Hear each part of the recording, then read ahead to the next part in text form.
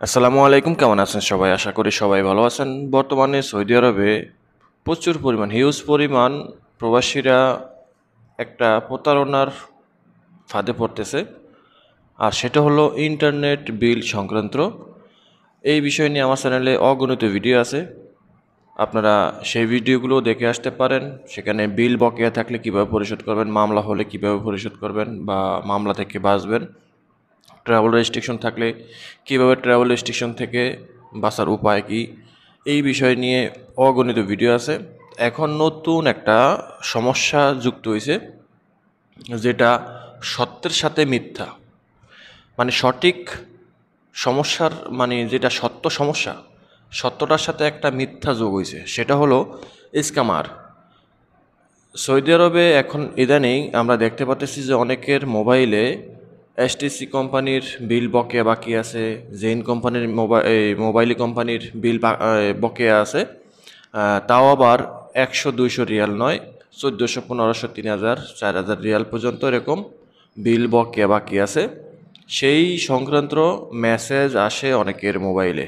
এটা দেখে অনেকেই নার্ভাস হয়ে আছে, অনেকেই আতঙ্কে আছে যে এই টাকা আমি কোথায় থেকে দেব, আমি তো এই ধরনের কোনো সিম ব্যবহার করতেছি না, এখন আমার নামে যে এতগুলো টাকা বা আমার নামে মামলা হবে, এখন আমি কি করব। মেসেজের মধ্যে উল্লেখ থাকে যে আপনার ইকামা নাম্বার এত এত, আপনার পেমেন্ট নাম্বার, রেজিস্ট্রেশন নাম্বার এত এত, আপনার নামে 1400, 1500, 2200 এরকম একটা অ্যামাউন্ট থাকে।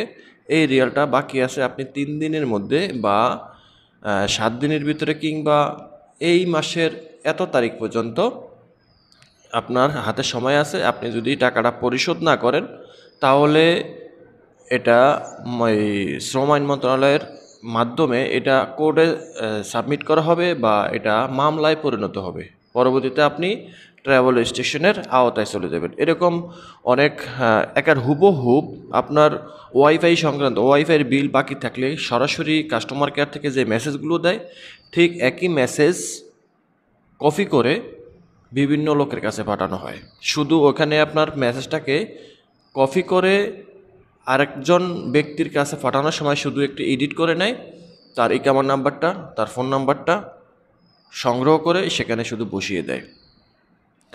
তো এই বিষয় নিয়ে আমাকে আজকে প্রায় 3-4 দিন আমাকে কয়েকজনে জিজ্ঞাসা করে যে ভাই, আমার কাছে এই মেসেজটা আইছে কিন্তু আমার তো কোনো ওয়াইফাই নাই, এখন আমি এই বিলটা কেন দেব বা করণীয় কি, এই সমস্যা থেকে বের হওয়ার উপায়টা কি।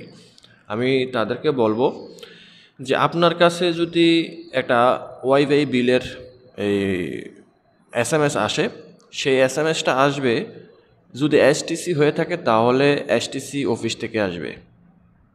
এসটিসি অফিসের হেডলাইন নাম্বার হলো 900।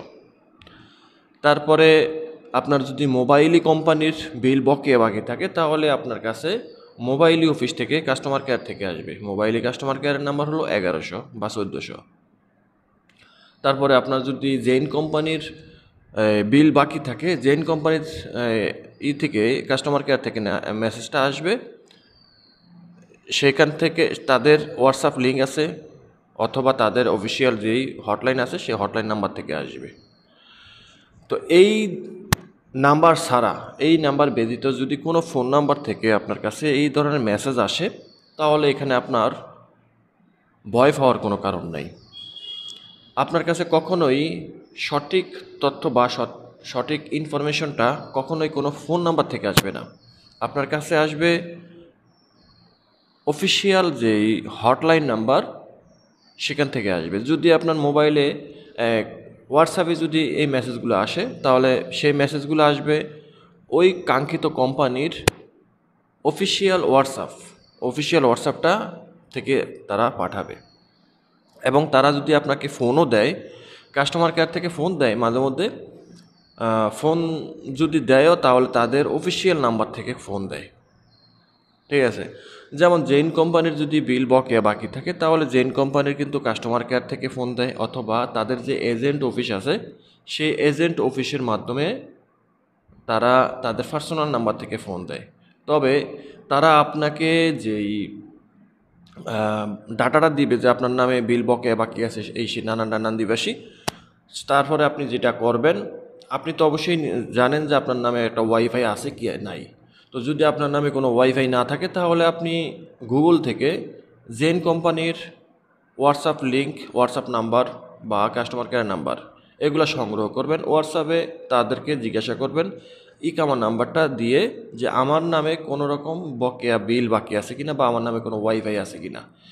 তারা যদি অফিসিয়াল হোয়াটসঅ্যাপ থেকে যদি আপনাকে বলে হ্যাঁ আপনার নামে ওয়াইফাই বিল বাকি আছে এত রিয়াল, আপনি যেই ব্যক্তির কাছ থেকে ফোনের মাধ্যমে জানতে পারছেন প্রথমে যে আপনার নামে সাপোজ যে 2000 রিয়াল বাকি আছে, এই সেই কথাটা এবং অফিসিয়াল যে হোয়াটসঅ্যাপের যে কথাগুলো তারা ট্যাক্সের মাধ্যমে জানাবে। টেক্সটে এবং তার পূর্বের যে কথাগুলোর সাথে যদি মিল হয় তারা আপনাকে জানিয়ে দিবে, তখন যে আপনি বুঝবেন যে হ্যাঁ এটা আপনার নামে। আপনি যদি দেখেন যে এসটিসির নাম দিয়ে কেউ ব্যক্তিগত নাম্বার থেকে ফোন দিছে, এসটিসি অফিস বা মোবাইল অফিস থেকে কেউ কোনো দিনই আমি দেখি নাই ব্যক্তিগত নাম্বার দিয়ে ফোন দিতে। যদিও দিতে পারে, যদিও দেয়, তাহলে আপনি ওই ব্যক্তির সাথে কি কথা বলছেন, ওই ব্যক্তি আপনাকে কি কি বলছে এগুলা যাচাই বাছাই করবেন ঠিক একই কায়দায় কাস্টমার কেয়ারে কল দিয়ে। আপনি 1100-তে কল দিতে পারেন বা 900-তে কল দিতে পারেন, এসটিসি হলে এসটিসি, মোবাইলই হলে মোবাইলই বা জেন হলে জেন।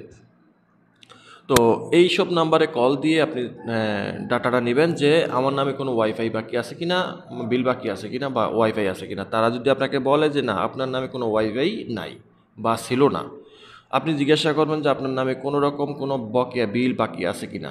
যদি বলে যে না নাই, তাহলে ধরে নেবেন যে আপনাকে প্রথমে যে ব্যক্তি কল দিছে আপনাকে বলছে যে 2000-3000 রিয়াল আপনার বকেয়া বাকি আছে, 3 দিনের মধ্যে দিতে হবে, না হয় আপনার নামে মামলা হবে, আপনি ট্রাভেল রেস্ট্রিকশনের আওতায় চলে যাবেন, বিভিন্ন ফায়তারা দিবে।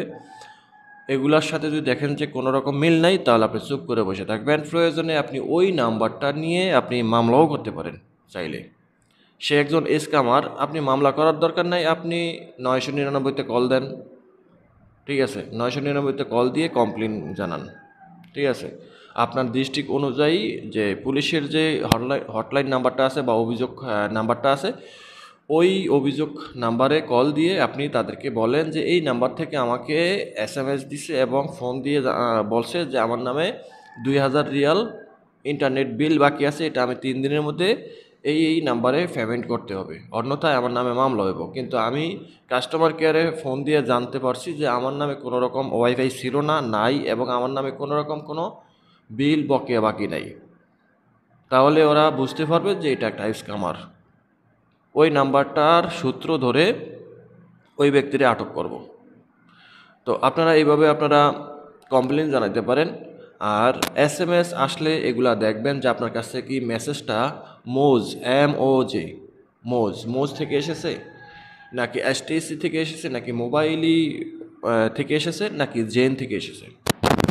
আপনার কাছে যদি, আমি বারবার বলি, আপনার কাছে যদি কোনো ব্যক্তিগত নাম্বার থেকে এই এসএমএসগুলো আসে তাহলে আপনি ধরে নেবেন এটা একটা স্ক্যামার। আপনাকে তদন্ত করা লাগে না, আপনি ব্যক্তিগত নাম্বার থেকে এসএমএস আসা মানেই হলো একটা কি স্ক্যামার। এটা নিয়ে কাজেই কোনো বিভ্রান্ত বা কোনো ভয় পাওয়ার কোনো কারণ নেই, চুপ করে বসে থাকবেন। কেউ যদি আপনাকে ফোন দিয়ে বলে যে আমি সরতা বা আমি মরুর, আমি পুলিশ, আমি ওইটা সেটা নানানটা, তোমারই কেমন নাম্বার দাও, তোমার নামে মামলা আছে, তোমার নামে অভিযোগ আছে, ভাই দয়া করে তাদেরকে অ্যাভয়েড করবেন, তাদের সাথে কথা বলবেন না, ঠিক আছে, তাদের সাথে কথা বলবেন না। যদি কেউ যদি আপনার সাথে মার্কেটিং করতে চায়, যে কোনো সৌদি যদি বলে যে আমি সরতা বা আমি মরুর, তোমার নামে মামলা আছে, তোমার নামে এই কমপ্লেন আছে, তখন তুমি বলবা ঠিক আছে আমি মরুর অফিসে যাবো, আমার নামে কি কমপ্লেন আছে সেটা আমি দেখব। সে যদি আপনার কাছ থেকে ইকামা নাম্বার বা মোবাইল নাম্বার বা কোনো ওটিপি কোড নিতে চায় তাহলে আপনি তাকে কখনোই দিবেন না। আপনি তাকে ভদ্রভাবে বলবেন যে ঠিক আছে তুই আমার ফোন দিছস এই নাম্বার দিয়ে, আমি মরুরে যাব অথবা সরতার কাছে যাব, আমার নামে কি সমস্যা সেটা আমি উদ্ঘাটন করব, কিন্তু আমার কোনো তথ্য আমি তোকে দেব না। দেখবেন শেষ মানে মরা সাপের মতো সোজা হয়ে যাবো গা, ঠিক আছে। তো এই ধরনের ঝামেলা থেকে দূরে থাকার চেষ্টা করবেন, আর বিভ্রান্ত হওয়ার কোনো কারণ নেই। সবাই ভালো থাকবেন, দেখা হবে না কোনো ভিডিওতে। আল্লাহ হাফিজ।